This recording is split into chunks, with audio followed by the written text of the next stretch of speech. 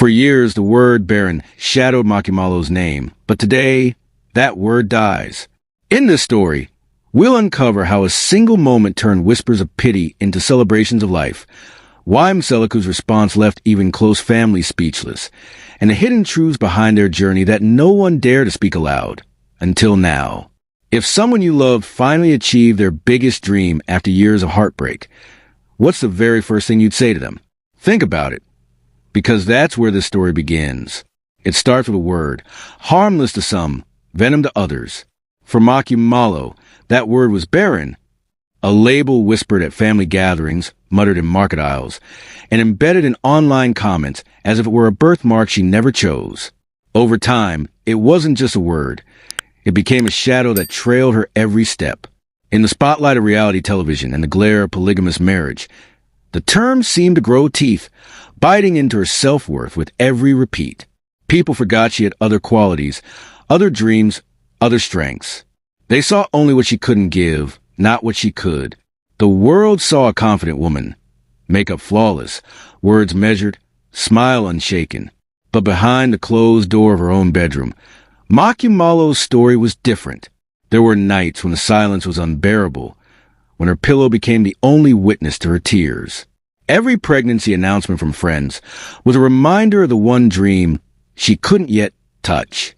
She prayed quietly, spoke her fears only in whispers, and avoided certain conversations entirely.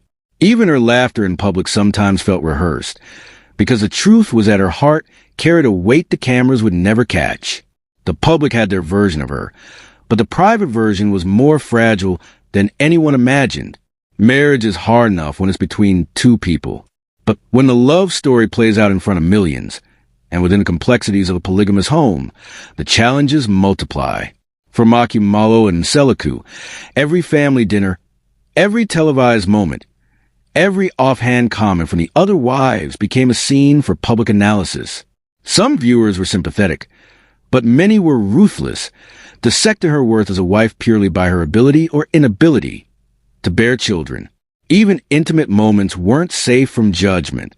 Their love had to fight not only for itself but against a chorus of outside voices that never stopped speaking. Being a husband in a polygamous marriage is already a balancing act of emotions, expectations, and time. But for Mseleku, MaKhumalo's struggle added an unspoken pressure. He had to support her without alienating his other wives, to show empathy without feeding rumors of favoritism. Sometimes he chose to defend her publicly, even when it meant quietly absorbing criticism from those who thought she was given too much grace. Other times, his silence was strategic, a way to keep the family harmony intact.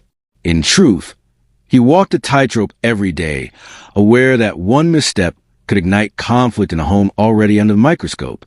It began as something almost too small to notice, a change in MaKhumalo's routine, a softness in her eyes, a lingering smile that seemed to hold a secret. Then came the whispers, maybe she's just tired, maybe she's unwell, or maybe it was something else. Even she didn't dare to speak the hope aloud at first. After years of disappointments, hope had become a fragile thing, too delicate to hold tightly. But in her heart, something felt different. It was like standing on the edge of a long winter and catching the faintest scent of spring. The doctor's office smelled faintly of antiseptic and anticipation. She sat there, hands clasped so tightly her knuckles turned white, waiting for words that could rewrite her entire existence. The doctor smiled, a slow, deliberate smile, before speaking. "Congratulations, you're pregnant." For a moment, her mind couldn't process the sound. The words seemed too heavy and too light at the same time. She thought of every year she had prayed for this, every night she had cried alone. Now, in a single heartbeat, the years of longing collapsed into joy so sharp it almost hurt. People imagined he would cheer, cry, maybe even shout in celebration. But his first reaction was stillness. His eyes searched hers, as though confirming this wasn't a cruel joke. Then his hand covered hers, and he exhaled deeply. The moment was heavy with meaning, relief, disbelief, and the quiet awareness that life had just changed in ways neither of them could fully grasp. It wasn't the dramatic outburst others expected. It was something more intimate, a silent acknowledgement between two people who had waited too long for this. The news didn't stay contained for long. In a home where multiple wives, children, and extended family intertwined like branches of the same tree, the pregnancy announcement moved like a sudden gust of wind. There was laughter, there were tears, and, though unspoken, there was also tension.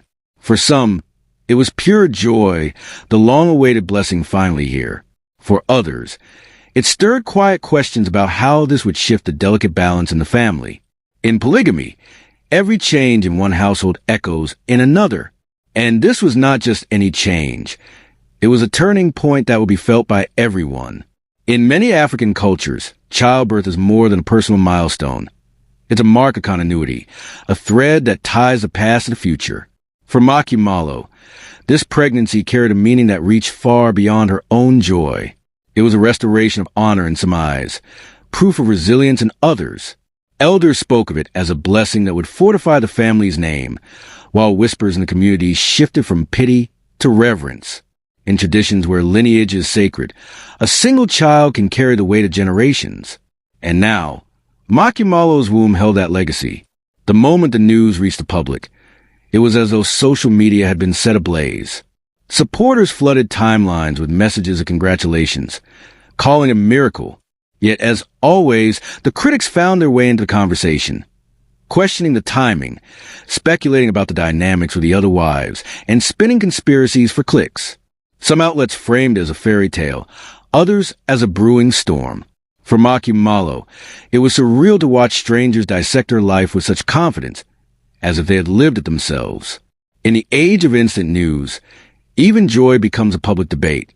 Away from the cameras, the preparations began in quiet, tender moments. Late-night conversations about baby names filled their bedroom, while Mseleku started discreetly planning for a nursery.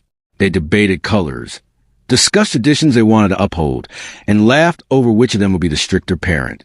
Every purchase, every whispered plan felt like building a bridge to the future they had imagined for so long. And in these small acts, the pregnancy shifted from a fragile hope into a living reality. The air in their home seemed lighter, charged with energy that only comes from expecting new life.